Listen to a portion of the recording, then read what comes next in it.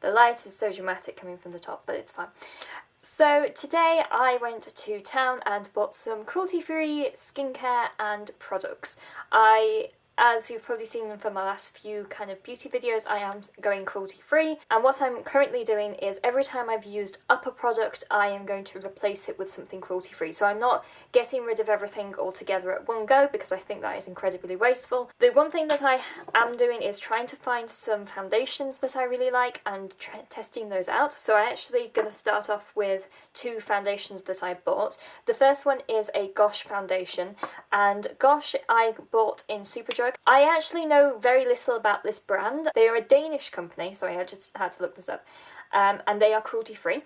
So I feel like the one thing that I'm going to find very difficult is finding base products, so foundation and concealer especially, that are cruelty-free but also pale enough for me. I already have a very limited amount of products that I can actually use because I'm so pale, so I'm making the list even shorter by being cruelty-free. So I'm going to try out some drugstore things. So I got this one from Gosh. It is the Exceptional Wear Foundation. I will do a road test about this. And then I also got Jackie Oates, which isn't technically a foundation, it's a colour supplement, they call it. So it's a very lightweight foundation. So those are two things that I will properly road test in a separate video, so I'm not going to spend too much time on that. The other makeup items that I got was this from Lush, which is the Feeling Younger Skin Tint, and this is a cream highlighter. So it has got a white pearl and a gold pearl shimmer to it. You can't see that very well at all, and it acts as a skin brightening. It has a lot of different options of what you can do with this. You can put it underneath your eye to cover dark circles, you can mix it in with your foundation and make it like a nice gleam, or you can just use this as a highlighter. And so that is that one. The last piece of makeup was actually a repurchase. I repurchased the Sleek Makeup Storm Palette. I'm going to get rid of this. This is just terrible. I hate these. These are just minging. And this is the Sleek Makeup Storm Palette. I have done multiple things with this on my channel, and I will be doing more in the future. And it is just the most easy, nice, natural looking makeup palette you can possibly think of. It reminds me a lot of the Urban Decay Naked palette. It is a cheaper option about this, and I like the fact that it has a nice mix of very shimmery colours down here that are quite natural, but also has things like a very dark black as well, which is very useful, and also a very muted brown as well. So that's great to travel with because it's also in very sleek packaging. Let's see what they did there. The other two things that I got from Lush is, admittedly I've already used this because I was completely out of soap, is the Serendipity soap, and this is lavender. It is absolutely gorgeous. The next one is the, I think it's called Molto shampoo bar from Lush. This has lemon and green olives, so it kind of smells quite Italian, I would say, and apparently it's meant to make your hair feel incredibly smooth and shiny, so that's good to try out. The rest of the stuff is from Superdrug's own range, and they are completely cruelty-free. They even have the little leaping bunny on it, so you know that they are completely cruelty-free. One of the things I got was a repurchase of their shaving cream. I have used this for many years because I realised that it is half the price of the branded stuff and yet does the exact same job as them, so yeah, it's great. The next thing I got was a repurchase of the Sugar and Oil Body Scrub.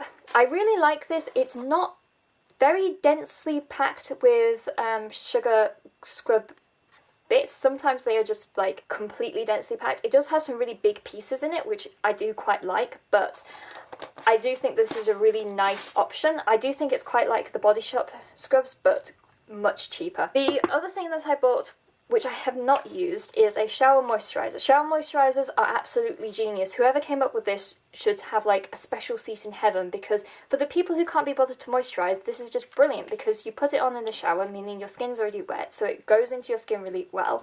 And I just find it incredibly an easy product to use. So I've never actually used this particular one. I used to use Nivea one, which is tested on animals. The very final thing I got, which was a day cream, and I have not used this. I don't even know the consistency, texture, anything like this, because it was in its package and you can't swatch moisturizers. So this is the Naturally Radiant Brightening Day Cream, and it's rich in vitamin C, and it has quite a lot of wild claims on the side, which is I don't know whether it's actually true. After 1 week, it's meant to feel softer, smoother, and more refreshed and energizes, and after 4 weeks, your skin tone is meant to appear refined and evened out. Don't know whether that will help matters. It was, again, a relatively cheap product because it is Superdrug's own brand, so it doesn't have the branding on it that so many other moisturizers have, and I've basically been using the same type of moisturizer over and over again for the past few years, and I need a change. I did have to spend quite a bit of time, to be honest with you, walking around Superdrug,